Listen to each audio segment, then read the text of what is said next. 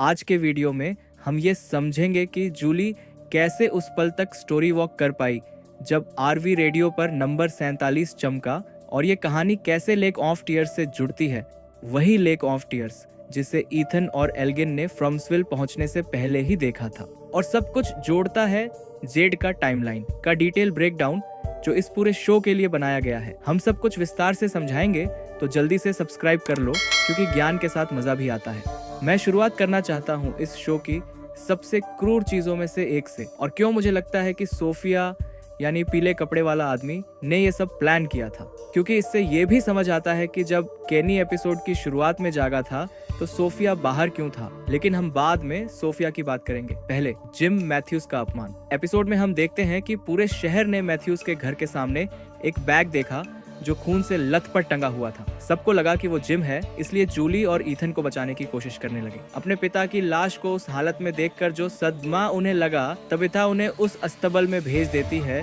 जहां ईथन की पालतू बकरी अल्मा होनी चाहिए थी। यहीं पर पीले कपड़ों वाले आदमी की क्रूरता सच में सामने आती है। पीला आदमी ने ईथन की पालतू बकरी को मार डाला और उसे मैथ्यूज के घर के बाहर बैग में रख दिया ताकि शहर वालों को ये लगे कि वो जिम है, क्योंकि उसने जिम की लाश खास तौर पर अस्तबल में छोड़ दी थी ताकि ईथन उसे पाए और दोनों ईथन और जूली को मानसिक रूप से तोड़ सके। लेकिन इसमें कुछ बहुत ही रोचक बात है। जिम का शव कैसे मिला? ये पहली बार नहीं है जब हमने जिम की लाश उल्टी लटकी हुई देखी है। सीजन 1 के एपिसोड 9 में जब तबीथा को पहली बार लाइट हाउस जाने का विजन हुआ था, उसी विजन में दीवार पर लिखी तारीखें थीं जिनके बीच 47 साल का गैप था। तब उसने जिम की लाश उल्टी लटकी हुई देखी थी, और वो भी फ्रॉम के पहले सीजन में। ये टाउन तबीथा को भविष्य की एक झलक दिखा रहा था, जैसे कहानी के आगे के हिस्से का एक स्पॉइलर दे रहा हो। मुझे लगता है कि इससे हमें ये भी पता चलता है कि शहर के लोगों को जो विजन दिखते हैं वो सब सच होते हैं। तो जब टैबिथा और बाकी लोग खलिहान में जिम की लाश पाते हैं तो उसके पीछे की दीवार पर लिखा होता है, ज्ञान की कीमत होती है। ठीक वही बात है जो पीले कपड़े वाला आदमी ने कहा था जब उसने सीजन 3 के अंत में जिम को मारा था। ज्ञान की कीमत होती है। उसने ये शब्द दीवार पर लिखे ताकि शहर के लोग, खासकर जेड और टैबिथा, ये समझ सकें कि ये सब जिम के साथ इसलिए हुआ क्योंकि उन्होंने सीजन 3 के फिनाले में बोतल वाले पेड़ के पास कोई बच्चों के बारे में पता लगाया। एक और बात जो मैंने जिम के शरीर के बारे में नोटिस की, उसकी अंदरूनी हिस्से फटे हुए थे, लेकिन ये उस आदमी की तरह नहीं था जिसने पीले कपड़ों वाला जिम को मारा था। उस आदमी ने जिम की गर्दन फाड़कर उसे मारा था, लेकिन यहाँ जिम का दिखना वैसा नहीं। यहाँ उसका पेट फटा हुआ है, ठीक वैसे जैसे शहर के जीव आमतौर पर अपने शिकार को मारते हैं। मुझे लगता है कि ये जीवों ने पूरे सीन को रचा है, जिम के शरीर को इस तरह से तोड़ मोड़ कर उस आदमी को छुपाने के लिए। पीले रंग की मौजूदगी में, जो मुझे लगता है कि सोफिया एपिसोड की शुरुआत में कर रही थी जब केनी उसे बाहर मिला था। अगर ध्यान दें तो ये जीव असल में सोफिया के पास तब तक नहीं आते जब तक केनी वहां नहीं पहुंचता। तो मेरा मानना है कि सोफिया यानी पीले रंग वाला आदमी शायद इस पूरे एपिसोड में जिम के शरीर के साथ जो कुछ भी हुआ उसे कंट्रोल कर रही थी, जो ये भी समझा सकता है कि सोफिया को सबसे पहले बाहर क्यों जाना पड़ा, ताकि वह इन जीवों से संपर्क कर सके। ये सब सिर्फ तबिथा का हौसला तोड़ने के लिए ही नहीं किया गया था। असल में वो सच के बहुत करीब पहुंच रहे थे। लेकिन मेरा ख्याल है कि असली निशाना ईथन था, इसलिए पीले कपड़ों वाला आदमी ने ईथन की पालतू बकरी आल्मा को भी मार दिया। तो ईथन ने न सिर्फ अपना पिता और सबसे अच्छा दोस्त खोया, बल्कि अपनी पालतू भी खो दी। ऐसा लग रहा था जैसे वे ईथन को तोड़ना चाहते थे इससे पहले कि वह आंसुओं की झील के बारे में पता लगाए, जो सीधे आरवी और नंबर 47 से जुड़ी है। जूली और ईथन दोनों एक ही काम कर रहे हैं, बस अलग अलग एंगल से। वे दोनों जिम के बारे में जवाब ढूंढने निकल पड़े हैं। अपने तरीके से दोनों की राहें सीधे आरवी की ओर मुड़ जाती हैं। ईथन उस रेडियो को लेने जाता है जो जिम ने सीजन 1 में इस्तेमाल किया था।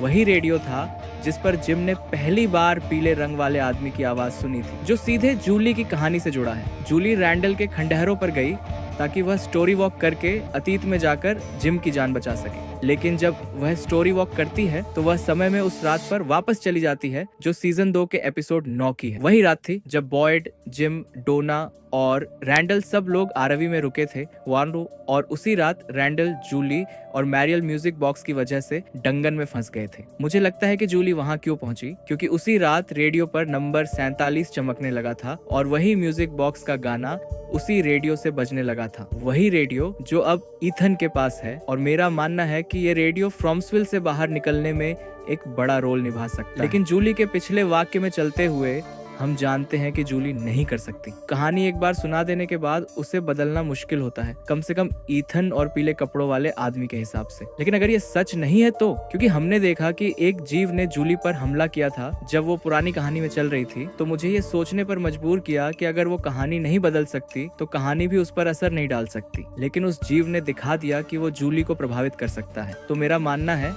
कि इसका मतलब है कि जूली कहानी बदल सकती है, खासकर जब हमने पहले भी जूली को कहानी बदलते देखा है, बहुत पहले। सीजन 2 एपिसोड 1 में जब वो ईथन को लेक ऑफ टीयर्स की कहानी सुनाती है, लेकिन हम उस पर बाद में वीडियो में बात करेंगे। ये भी समझाता है कि वो क्यों बार बार स्टोरी वॉक करती रहेगी और अपनी जान के खतरे पर भी जिम को बचाने की कोशिश करेगी। जब जूली स्टोरी वॉक कर रही होती है तब ईथन चुपके से आरवी में रेडियो लेने चला जाता है, और जैसे ही उसे रेडियो मिलता है उसे जिम का एक विजन दिखता है। मेरे एपिसोड 1 के वीडियो ब्रेकडाउन में मैंने थर्मोडायनेमिक्स के पहले नियम के बारे में बताया था कि ऊर्जा न तो खत्म होती है और न ही बनती है, वो बस बदलती है। ट्रांसफर हो गया, जिम आरवी के पास मर गया था, इसलिए उसकी ऊर्जा वहीं सबसे ज्यादा मजबूत है। यही वजह है कि ईथन ने उसे वहीं देखा। जिम ईथन से कहता है कि वो आंसुओं की झील ढूंढे। जिम के मुताबिक ये झील फ्रॉम्सविल में कहीं है। पहली बार हमें आंसुओं की झील के बारे में सीजन 1 के एपिसोड 1 में पता चला था, जब जूली ने ईथन को नॉर्मन और आंसुओं की झील की कहानी सुनाई थी। मजेदार बात यह है कि पहली बार जब हम ये कहानी सुनते हैं तो जूली ईथन को बता रही होती है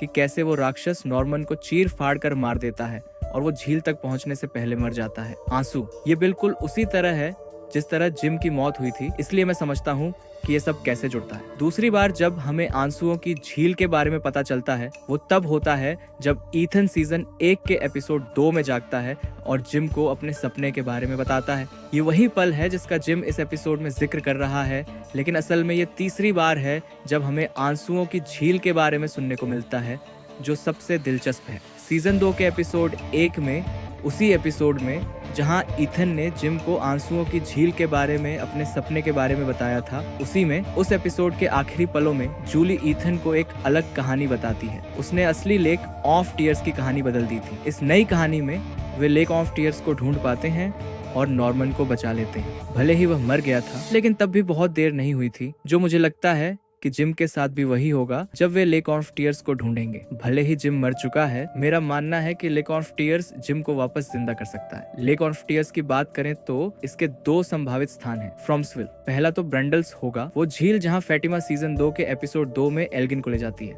एल्गिन ने फैटिमा से कहा था कि फ्रॉम्सविल पहुंचने से पहले उसने उस झील के बारे में सपना देखा था। अब ईथन और एल्गिन दोनों को फ्रॉम्सविल की वजह से दौरे पड़े हैं और दोनों ने फ्रॉम्सविल की एक रहस्यमय झील के बारे में सपने देखे हैं। मुझे लगता है कि ये सब उसी झील से जुड़ा हो सकता है। दूसरी संभावित झील बसावट के पास वाली झील हो सकती है। इसमें दिलचस्प बात यह है कि जिम ही वो शख्स है जिसने असल में सीजन 3 एपिसोड 2 में ये झील मिली थी। जो इसे खास बनाता है वो ये है कि पूरे शहर की फसलें मुरझा रही थीं और फ्रॉम्सविल में कुछ भी नहीं उग रहा था, सिवाय इस खास झील के आसपास के इलाके के। जैसे झील में कोई जादुई ताकत हो जो सब ठीक कर दे। इसलिए मुझे लगता है कि ये शायद टीयर्स की झील हो सकती है, खासकर क्योंकि ये वही झील है जो जिम ने खोजी थी और इसमें कहीं ना कहीं चंगा करने वाली ताकत दिखती है। तो शायद अगर जिम को यहाँ लाया जाए तो उसे वापस लाया जा सके। अब जब हमने देखा है कि मैथ्यूज परिवार इस पर कैसे प्रतिक्रिया दे रहा है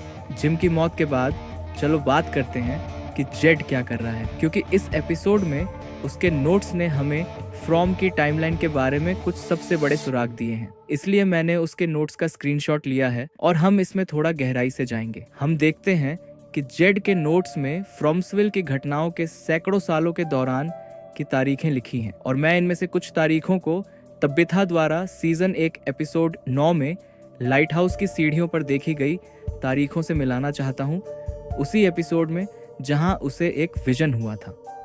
जिम की मौत उल्टा लटकने की वजह से हुई। तो मुझे लगता है कि ये दोनों एपिसोड इस तरीके से जुड़े हुए हैं। जो सबसे पहले मुझे जेड के नोट्स में दिखा वो ये था कि जेड के नोट से लगता है कि उसे लगता है कि मिरांडा लगभग 1980 के आसपास मरी थी। जो तारीखें टेबिथा ने दीवार पर देखी वो 1978 की थी, जो काफी करीब हैं ये कहने के लिए कि जेड लगभग सही है, क्योंकि 1978 वो साल था जब मेरा मानना है कि आखिरी चक्र शुरू हुआ था। टेबिथा की विजन्स की तारीखों पर वापस जाएं तो 1978 से पहले आखिरी चक्र 1931 में था, जो दिखाता है कि 47 साल का गैप जो हमें फिर से उस नंबर 47 से जोड़ता है, जैसा कि जेड ने अपनी नोट्स में बताया है। उन्होंने कहा है कि मिरांडा और टैबिथा के बीच करीब 40 साल का अंतराल है, जो लगभग ठीक उसी 47 साल के चक्र से मेल खाता है। एक और चीज जो मैंने नोट की वो ये है कि जेड के पास एलोइस, विक्टर की बहन की मौत को लेकर एक सवाल है। इसे और भी दिलचस्प बनाता है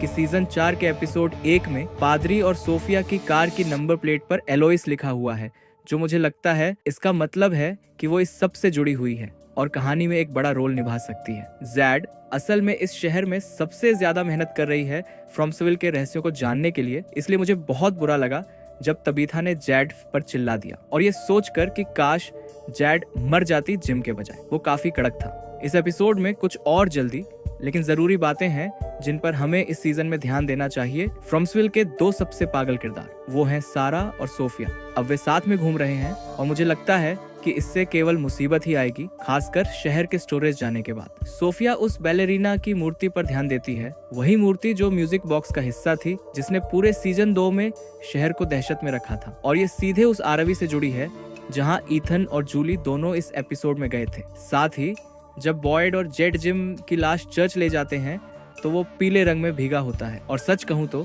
मुझे पता नहीं ये जानबूझकर किया गया फोरशैडोइंग था या मैं इसमें ज्यादा गहराई से नहीं जा रहा, लेकिन एक ऐसे शो में जहां पीला आदमी का ट्रेडमार्क रंग होता है, जिम का शरीर पीले रंग में लिपटा हुआ शहर में ले जाया जाना कुछ तो मतलब रखता है। मैं इस सीजन में अगर पीले रंग की कोई चीज फिर से सामने आई तो बहुत ध्यान से देखूंगा। और भूलना मत कि जब सीजन 2 में स्माइली का पोस्टमार्टम किया गया था तो उसके शरीर से पीला तरल बह रहा था। मुझे लगता है ये सब एक दूसरे से जुड़ा हुआ है। ये बात सीजन 4 के एपिसोड 2 की है। जूली रास्ते में चल रही है और अब वो रास्ता उसे नुकसान पहुंचा सकता है। एथन के पास अब वही रेडियो है जो पीले कपड़े वाला आदमी अपने पिता को नियंत्रित करने के लिए इस्तेमाल करता था, और उसे जिम की वो विजन आ रही है जिसमें जिम उसे टीयर्स का झील ढूंढने को कह रहा है। लेकिन दोस्तों, ये तो मेरी ही राय है, मैं आपकी राय भी कमेंट सेक्शन में जानना पसंद करूंगा। अगर आपको ये वीडियो पसंद आया हो तो लाइक करें, सब्सक्राइब करें और अगले वीडियो तक के लिए अलविदा।